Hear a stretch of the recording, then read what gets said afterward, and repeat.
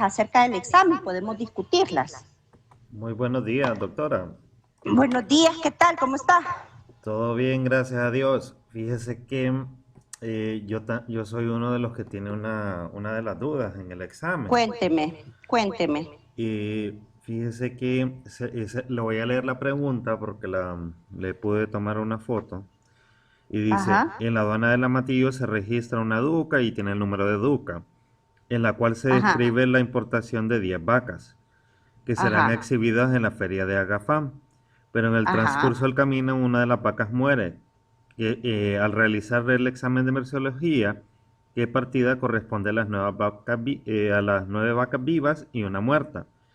¿Qué partida corresponde para su clasificación?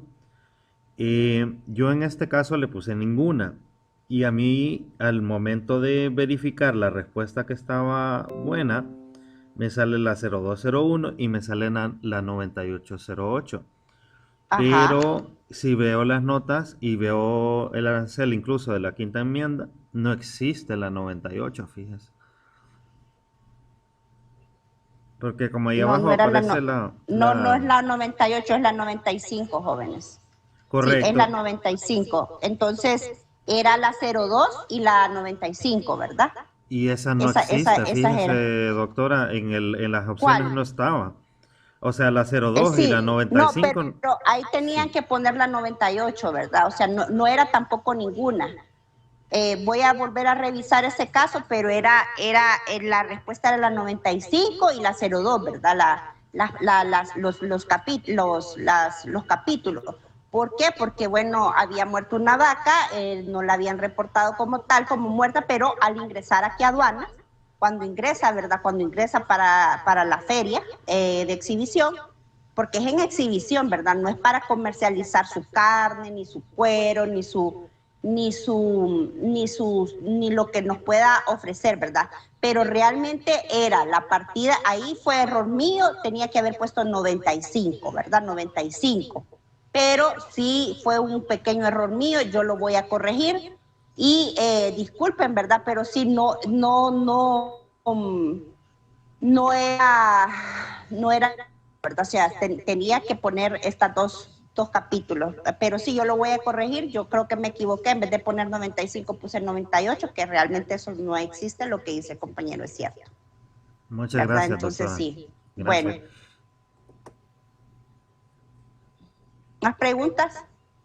En caso de que, digamos, bueno, yo la puse como en la 98, en la respuesta que era correcta. El caso en que uno Bueno, tengo aquí, entonces esa está respuesta bien. estaría buena. Claro que el sistema se la tuvo que clasificar buena, definitivamente, ¿verdad? Entonces el sistema ahí se la tuvo que clasificar buena. Ahí fue que yo en vez de 95 puse 98, ¿verdad? Pero realmente que ese sí, yo creo que fue un error mío, pero vamos a volver a corregir, voy a volver a pasar y los que tienen ninguna, pues vamos a tratar de darle ese punto porque la verdad que ya ahí no es error de ustedes, es error mío. Entonces el compañero en ese sentido sí tiene razón porque se equivocó, pero realmente que era la 02 y 95, de seguro yo escribí mal, ¿verdad? No era 98 como dice el compañero, sí, realmente eso no existe, pero vamos a darle una revisadita ahí, ¿verdad? Cualquiera de las dos vamos a volver a recalificar y vamos a tomar en cuenta esta observación porque ya no es error de ustedes, sino fue un error, un pequeño error mío, ¿verdad? Recordemos que yo también soy humana y a veces me equivoco, ¿verdad? En vez de poner el 5 puse el 8, así fue. Entonces vamos a empezar la clase, jóvenes, este segundo parcial. Gracias por las observaciones, ¿verdad? Para eso estamos. Yo no soy una persona cerrada.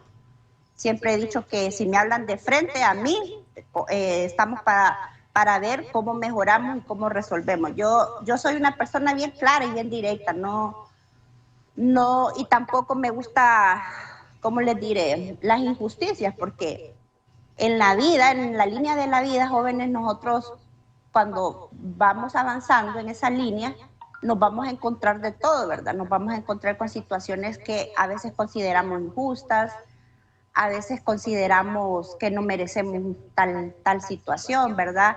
Pero esas situaciones no suceden a veces porque sí, sino que suceden porque de una situación así podemos sacar algo positivo, ¿verdad? Un aprendizaje, ¿verdad? Entonces, a veces, lastimosamente, nos encontramos con todo tipo de personas en los trabajos, la verdad.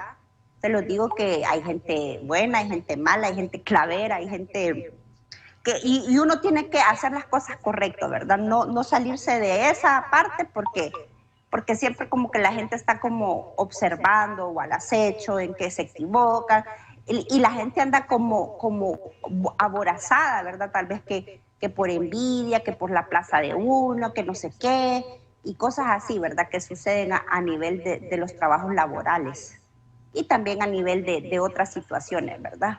Pero hay que aprender a defenderse, hay que aprender a defenderse, a no dejarse, pero de la manera correcta, ¿verdad? Bueno, entonces vamos a comenzar la clase. ¿Qué vamos a ver? Yo ya les puse ahí el segundo parcial, consiste en ver desde el capítulo 11 hasta el capítulo 20. Estos capítulos son bien bonitos, jóvenes, porque son productos, ¿verdad? Ya un poco que han sufrido un poco la mutación de los primeros capítulos que vimos en el primer parcial. Entonces aquí es cuando ustedes ven como una transformación de algo, ¿verdad? O de un proceso nos va a dar una clasificación arancelaria distinta, ¿verdad? Por ejemplo, cuando hacemos análisis merciológicos en el laboratorio aduanero, nosotros tenemos que ver la composición, el contenido, qué porcentaje de contenido de la esencia del material, ¿verdad? De dónde viene, por ejemplo, el contenido del almidón, ¿cómo lo sacamos? Bueno, lo sacamos en porcentaje, el contenido de enzima, el contenido de cenizas totales, ¿verdad?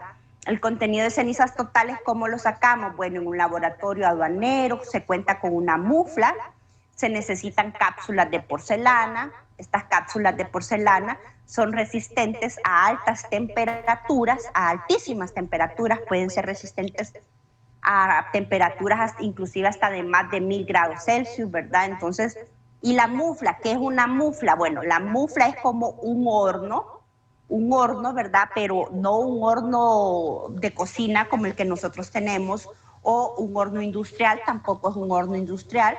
La mufla es como un horno, ¿verdad? Que alcanza altas temperaturas también.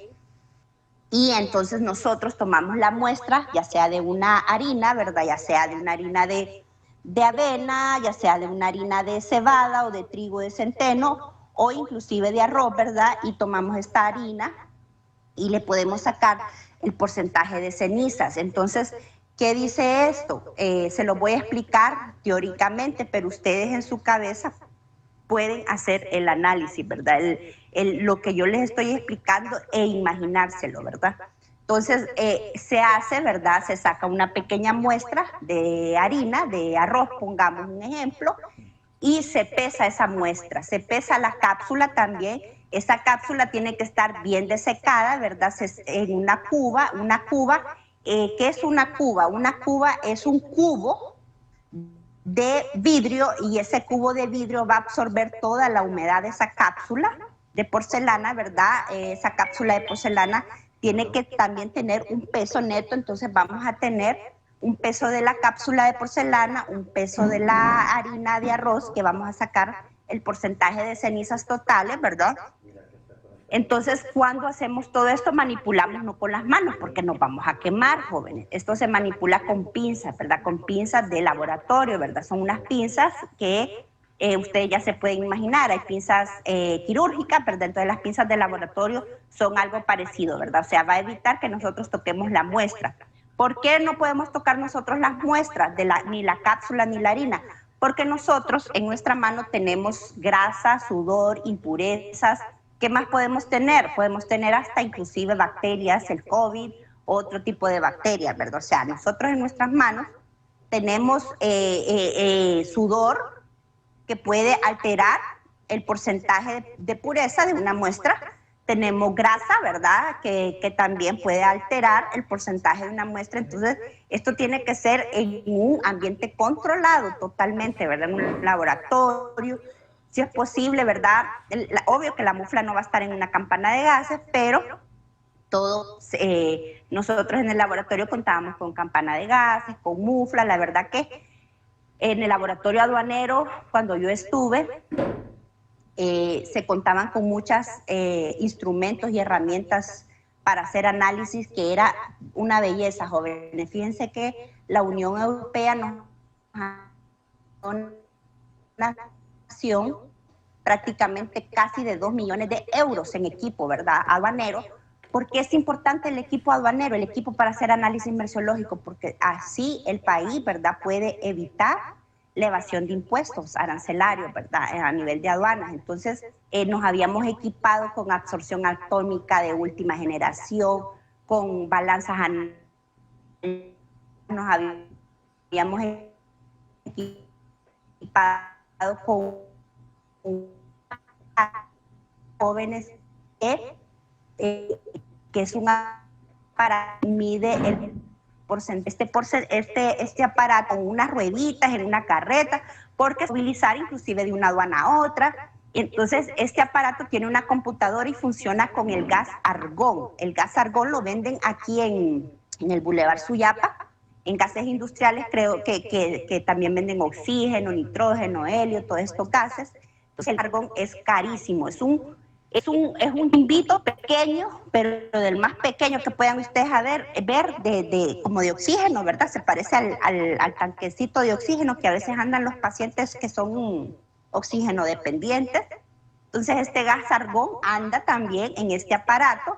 El gas argón junto con la máquina, ¿verdad?, que también tiene una computadora y tiene un sistema de información por dentro, es una máquina inteligente.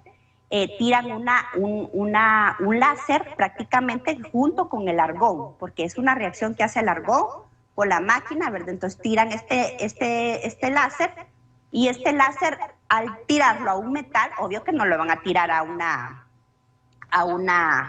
un plástico, se tiene que tirar a un metal, es exclusivo para metales. Entonces, al tirarlo a un metal, y nos dicen que ese metal, por ejemplo, nos lo metieron en aduanas como hierro 100%, ¿verdad? Como hierro, por dar un ejemplo. Pero cuando le hacemos este análisis merciológico con este aparato, nos tira que no es hierro al 100%, sino que es hierro en un 67%, que tiene níquel en un 13%, que tiene otros tipos de materiales como aluminio en un 8%. Entonces ya nos tira toda una tabla desglosada de todos los metales que lo componen. Entonces realmente no era como nos los habían descrito, ¿verdad?, en la DUCA, que decían que era hierro 100%, no, sino que ya con este análisis merciológico nosotros ya podemos ver que es un metal que es una aleación de varios metales, ¿verdad? Entonces, no solamente tienen un metal, sino varios. Entonces, es una herramienta muy importante para análisis merciológico, principalmente para los metales.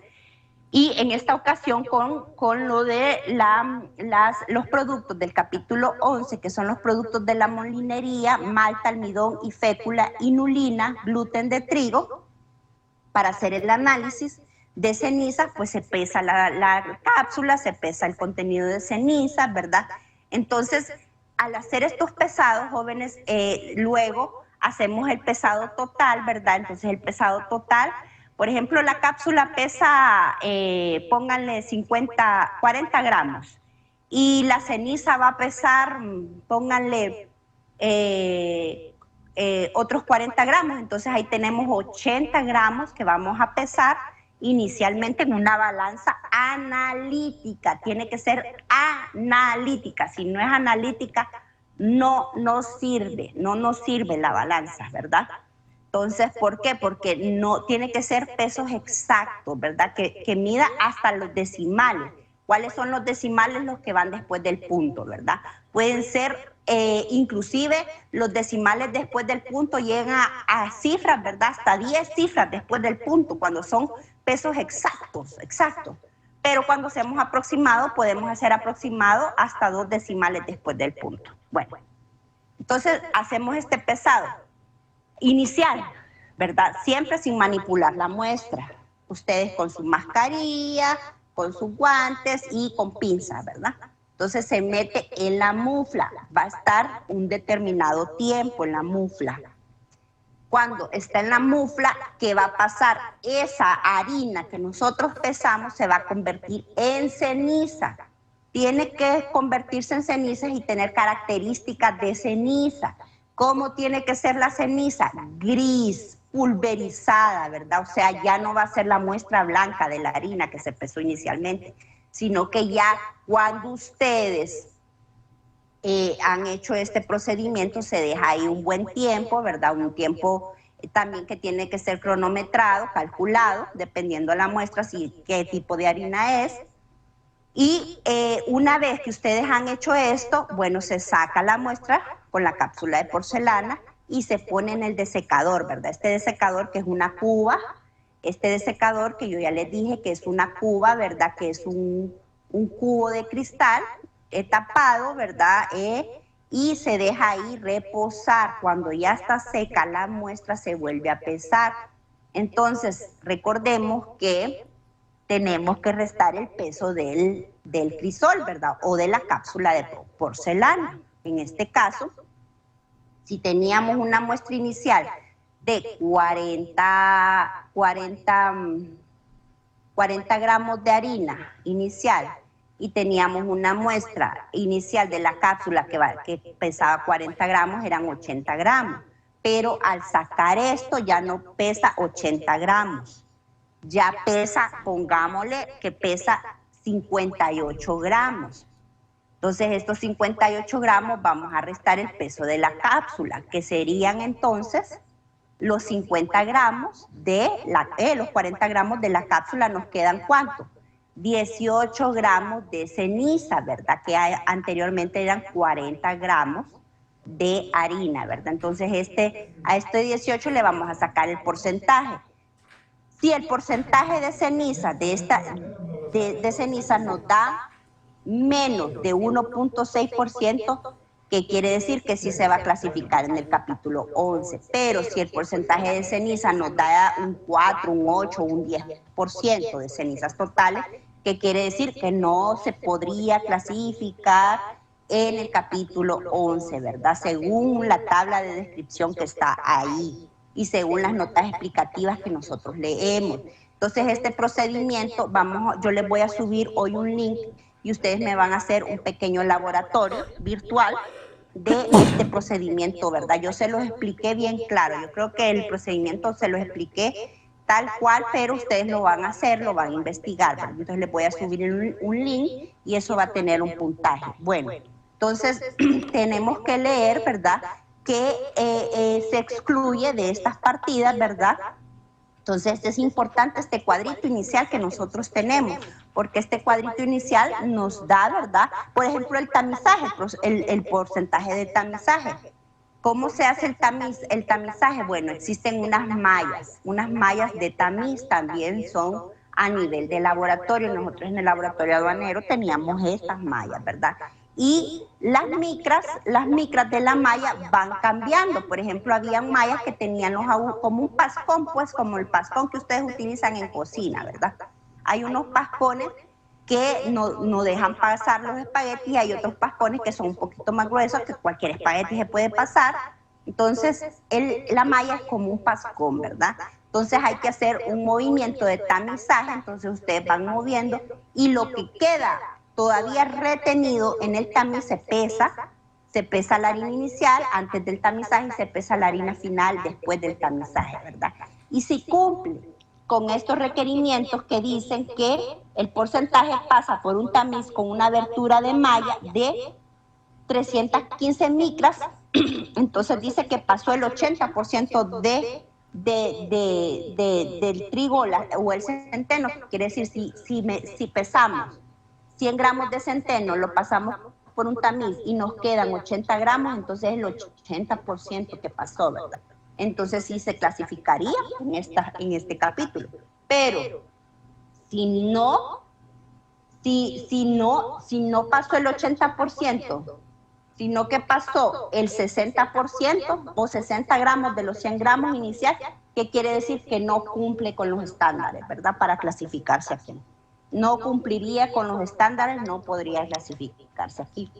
Hay muestras que se les hace inclusive todos los análisis, ¿verdad? El contenido de almidón, el proceso de tamizaje, el proceso de cenizas totales, entonces, y se corrobora, ¿verdad? Uno se hace para corroborar el resultado del otro, pero todo tiene que concordar, jóvenes. No puede haber una discrepancia o una diferencia entre uno o el otro. Bueno, en ese sentido, ¿verdad? Es así como nosotros clasificamos los productos del capítulo 11. Estos procedimientos se hacen análisis merciológico, ¿verdad?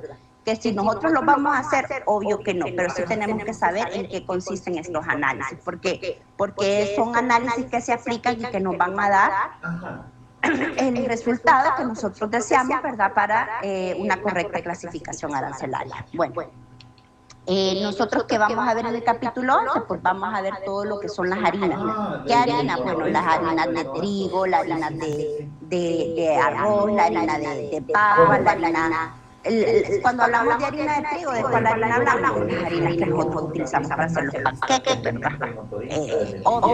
De la harina de maíz, de la harina de maíz, ¿cuál es la que nosotros utilizamos? Más seca, hay que ver el porcentaje, ¿verdad? Si se clasifica o no clasifica, o se aplica o no aplica. El de Olman. Si aplica o no aplica, entonces... este tipo de harina, ¿verdad? Y si no aplica, ¿para qué capítulo o en qué partida lo podríamos clasificar, ¿verdad? Esto con respecto al capítulo 11, ¿verdad?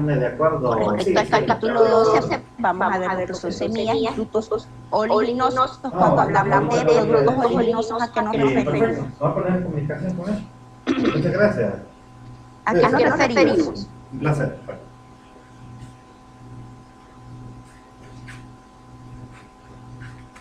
Los días Gerson, ¿cómo está? Hoy sí no me ha avisado que llegó el furgón. Cuando hablamos de productos oliginosos, Bueno. ¿a qué nos referimos? ¿Qué se le viene a la mente? Ajá.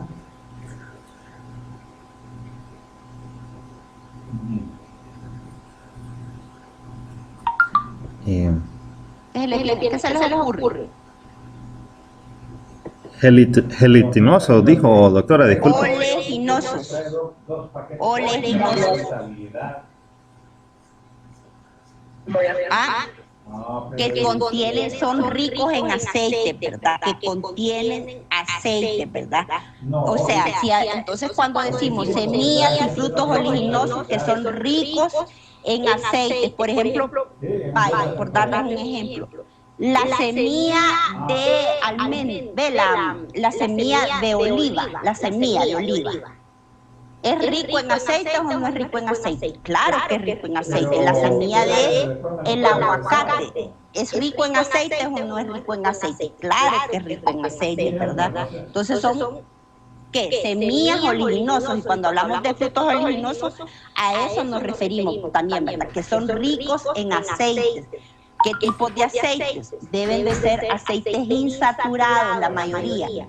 ¿Por qué? Porque los aceites saturados son más que todo relacionados a las grasas animales, como las grasas del cerdo, ¿verdad? Las grasas de la vaca, las grasas de los ovejos, ¿verdad?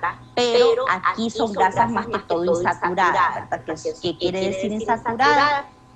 Que son grasas que no se retienen, ¿verdad? Por ejemplo, las grasas saturadas son a veces dañinas, ¿verdad? Hay que consumirlas con cuidado o hay que consumirlas con precaución o no en exceso, ¿verdad? Porque esas grasas saturadas se quedan pegadas en la vena, ¿verdad? Y son las que nos obstruyen la vena, ¿verdad? Entonces, por eso a veces cuando a veces salen los triglicéridos y el colesterol alto, nos dicen, consuma semillas, consuma frutos secos, nos dicen, ¿verdad? En el hospital, porque estos frutos secos son ricos en aceites insaturadas, y estos aceites vienen y no disuelven esa grasa saturada, ¿verdad? En la pena. Entonces, hacen que se disuelva o que se reduzcan los niveles de colesterol o triglicéridos de nuestro organismo. Entonces, es importante entender estos conceptos de oliginosos, ¿verdad? Que son ricos en aceites. Y como les digo, hay grasas saturadas y grasas insaturadas. Recordemos que el aceite siempre es una grasa de tipo vegetal. Y también hay de tipo animal, que ya sabemos de dónde las extraemos. El capítulo 13, que son gomas, resinas y demás frutos y extractos vegetales. Por ejemplo, de que nos habla aquí, ¿verdad? Nos va a hablar del extracto de regalo, ¿verdad? Si cumple con el porcentaje de sacarosa, si cumple con el porcentaje de sacarosa, ¿verdad? Entonces, según su composición, se podría clasificar en el capítulo 13. Pero si no cumple, tendríamos que ver en qué partida y subpartida o a qué capítulo pertenece, ¿verdad? Entonces, eso es lo que nosotros vamos a ver, jóvenes, en este capítulo. Yo quiero que me digan si más o menos les queda claro, ¿verdad? Lo que les hablé de los productos de la molinería, ¿verdad? Que ya son productos que ya vienen en un proceso diferente, ¿verdad? A como tener el arroz en grano, que lo vimos en el capítulo 10, que era el arroz todavía con cascarilla o descarillado, el arroz quebradillo, ¿verdad? Pero que siempre va en el capítulo, porque no es harina de arroz, que siempre iría en el capítulo 10. Entonces, más o menos les queda un poco más claro las diferencias. Me lo dieron a usted y él no lo ha recibido ahorita eso. ¡Yuhu! Hola. No, por eso. Bueno, No. Esto es importante. Ustedes recuerden que de aquí partimos nosotros para lo demás, ¿verdad? Entonces, sí es importante que me le den una repasadita. Voy a corregir eso de los exámenes, jóvenes, y voy a hacerlo porque realmente que sí, era el capítulo 95 y yo fue error de dedo, ¿verdad? Error de dedo. Y discúlpenme, no sé, a veces uno con tantas cosas que pasan, ¿verdad? Pero sí vamos a corregir eso. Dice Agustín que se lo dieron. Vamos a hacer eso, ¿verdad? Hacer una pequeña corrección.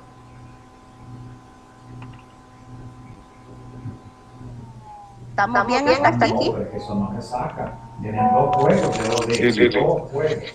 Uno que es contabilidad y el otro, me acuerdo que dice, le voy a mandar un ejemplo. Eso es importante, ¿verdad? Que por lo menos avancemos un poco. Entonces les voy a dejar un caso. Bueno, les voy a dejar dos casos mejor. Así que copienlo.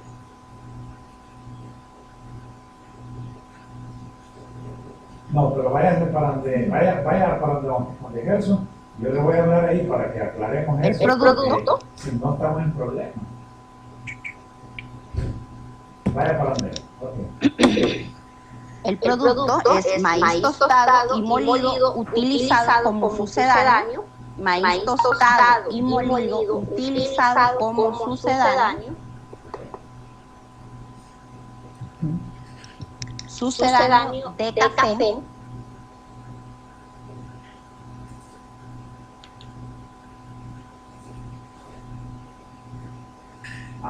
Ahí va para donde usted, el motorista, dice que le entregó. ¿Se acuerda que dice contabilidad? Dos juegos gruesos que vienen de Office Depot siempre. Sucedáneo de café. Dice que ya le dio todo a usted.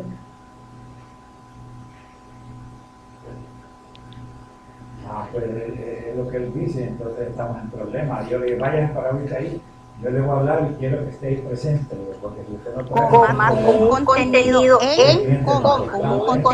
en... Que lo sacó de la bolsa y lo metió en un remanillo. 0.01% de café. Con un contenido en 0.01% de café.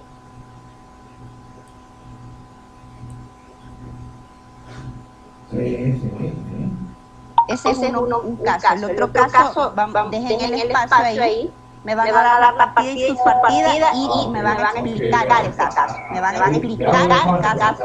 ¿Cómo me lo van a explicar? Bueno, tienen que leer, porque si no leen, no van a poder resolverlo. Tienen que leer y analizar. Otro caso que es bien sencillo, solo les voy a poner el segundo caso, papas liofilizadas y pulverizadas de la partida y subpartida. Papas liofilizadas y pulverizadas de la partida y subpartida.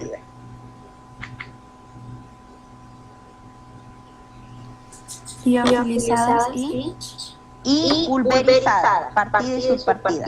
Ok.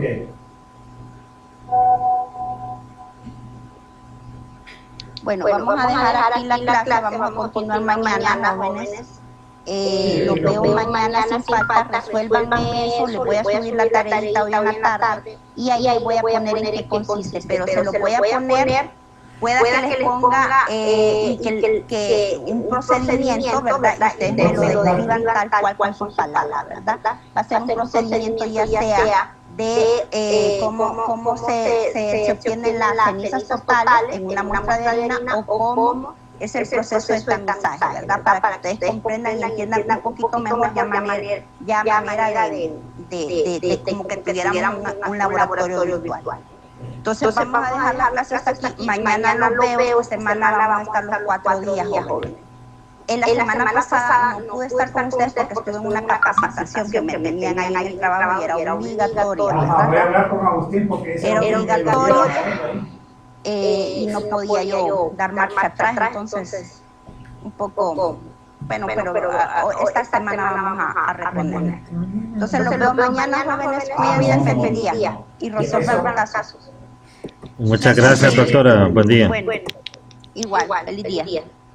Sí, es que de